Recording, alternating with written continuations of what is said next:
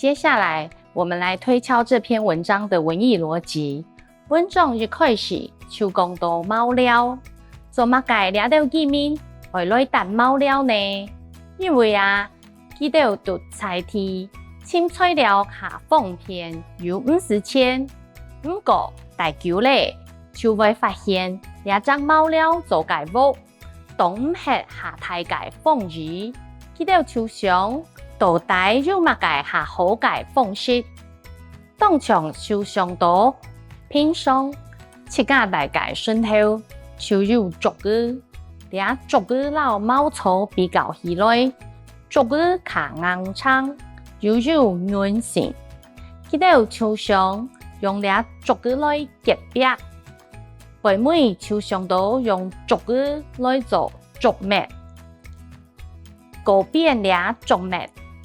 不過倆隻逐滅就會有碰，記得抽象愛用板解決呢？抽象到平常時生活中做得那多解黏奶，倆黏奶就是按照講解陶土，它本身是有一定的粘性，所以倆黏奶就做得來老倆逐滅解碰。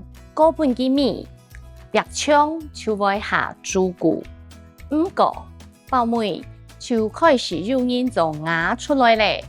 抓到嘅面就想，倆牙當場做得啲太風太熱，不過牙做解木當卡重，記得就想倆逐滅做解白，當場冇辦法長起牙做解木當，就想到。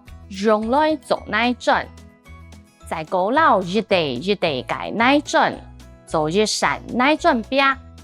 結果奶樽壁有乜解好處就是開得起安重解木當，又做得做好環保，